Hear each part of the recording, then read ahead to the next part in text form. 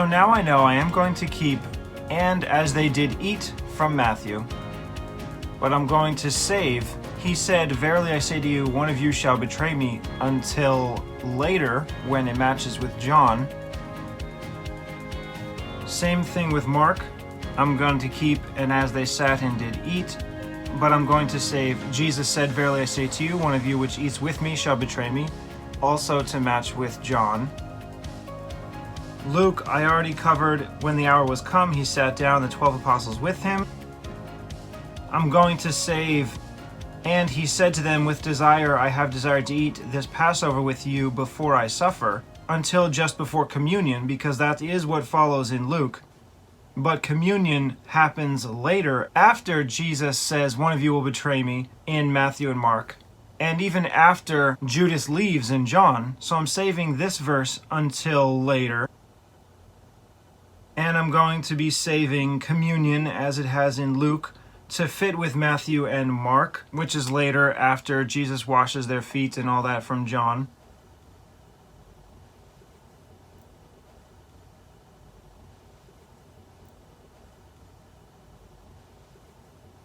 So the next part in Luke that I would have to cover is verse 24. "And there was also a strife among them, which of them should be accounted the greatest." And as I explained in the last video, Jesus is going to answer this strife by washing their feet,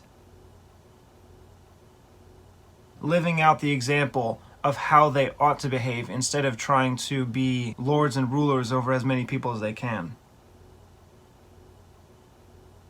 But since I'm going to use Jesus' example of washing their feet as the answer, I think I want to blend the words Jesus uses in John to explain that he is giving them an example with his answer in Luke, that the kings of the Gentiles exercise lordship over them, they that exercise authority upon them are called benefactors. But you shall not be so. He that is greatest among you, let him be as the younger, he that is chief as he that does serve. For whether is greater, he that sits at meat or he that serves, is not he that sits at meat, but I am among you as he that serves.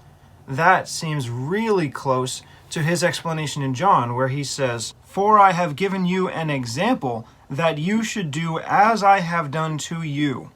Verily I say to you, the servant is not greater than his Lord, neither he that is sent greater than he that sent him." So I am going to start now with Luke, that there was strife among them, but then I'm going to strategically place Jesus' different responses about being greatest and serving, so it is all one response instead of a big chunk from Luke and a big chunk from John.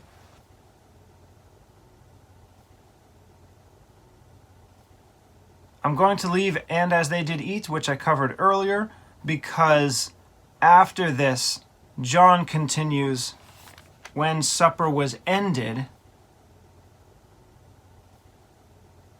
and even though the verses in Matthew and Mark say, "As they did eat, Jesus said, one of you will betray me," it doesn't quite follow with John. And for the reasons I stated earlier, I am going to lean heavily on John for these actions. So I'm going to stop "as they did eat," then include everything from John, which I'm going to mix with Luke, and then go back to him calling out Judas as a betrayer. I already have "and as they did eat."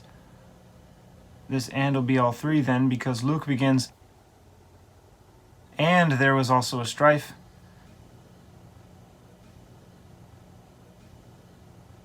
Continuing on with Luke, "There was also a strife among them, which of them should be accounted the greatest." John, "Now before the feast of the Passover, when Jesus knew that his hour was come, and then supper being ended, he said," okay, you know what, I'm going to save his response from Luke. He said the kings of the Gentiles exercise lordship over them, until after he's done the feet washing, because that is his example. And I'm going to follow similarly to how he responded to their question of who would be the greatest, to how it happened the first time. They were arguing over who would be the greatest on the side of the road. Jesus calls them out. And then he takes the child and says,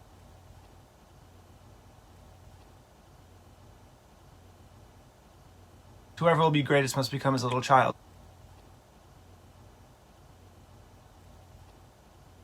So first he takes the child and he uses the child as an example. So he probably did something similar here, where he would wash their feet and say, as I'm washing your feet, so you must be a servant. So before he has this response, the kings of the Gentiles exercise lordship over them, they exercise authority, but you shall not be so. He that is greatest among you, let him be as the younger, he that is chief as he that serves. That's going to be the response after he does wash their feet. So first, everything from John up until that point,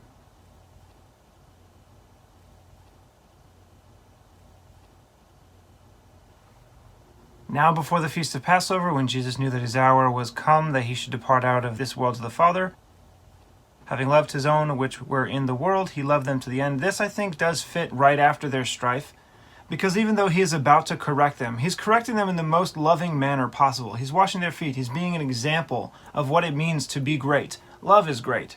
So, before the feast of Passover, when Jesus knew that his hour was come, that he should depart out of this world to the Father, having loved his own which were in the world, he loved them to the end. So they're having strife. He loved them still, despite their pride and their selfishness and their desire to be great.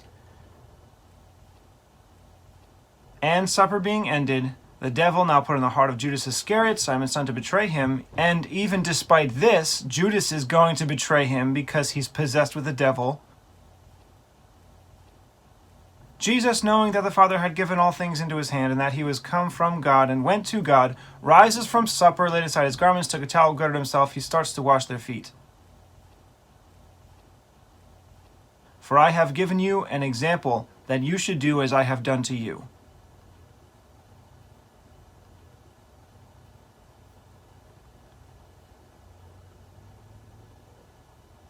Now, before I move on to the next verse, which says, verily, verily, I say to you, the servant is not greater than his Lord, neither he that is sent greater than he that sent him. I think it would be best now to jump into Luke. And he said to them, the kings of the Gentiles exercise lordship over them, and they that exercise authority upon them are called benefactors. But you shall not be so, but he that is greatest among you, let him be as the younger, and he that is chief as he that does serve. For whether is greater, he that sits at meat or he that serves? Is it not he that sits at meat? But I am among you as he that serves. And that all seems to be more in line with, I have given you an example, that you should do as I have done to you. So I think this fits a bit more than jumping into, the servant is not greater than his Lord. First I need to look at Luke, what comes next.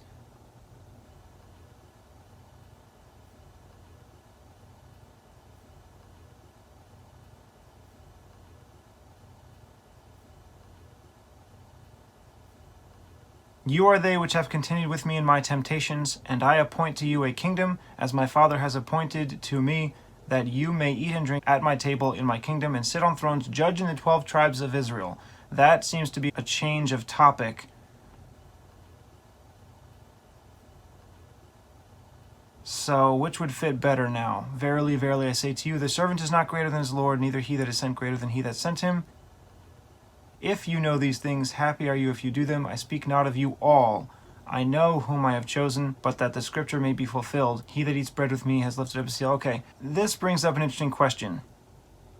If Jesus is really saying in Luke, I appoint to you a kingdom, as my Father has appointed to me, that you may eat and drink at my table in my kingdom, and sit on thrones judging the 12 tribes of Israel. Judas is still here. Is he saying that Judas is going to sit on a throne judging Israel? In John, it says, I speak not of you all, I know whom I have chosen, but that the scripture may be fulfilled, he that eats bread with me has lifted up his heel against me. So, in John, he gives a caveat, I'm not talking about all of you, because Judas is still here. Perhaps this should come after he says, You will be sitting on the thrones, judging the 12 tribes of Israel. That way, Judas is not included in who will be judging in heaven. I think that only fits because Judas will not be in heaven judging the tribes of Israel as the one who betrayed Jesus. So, yeah, I'm going to go with that. I'm going to continue with Luke.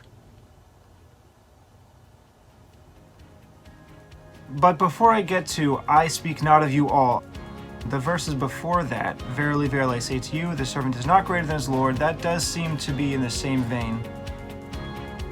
Then I am among you as he that serves. So I'll have all of verily, verily, I say to you. And also, if you know these things, happy are you if you do them. That also seems to follow. Now I'll finish up with Luke.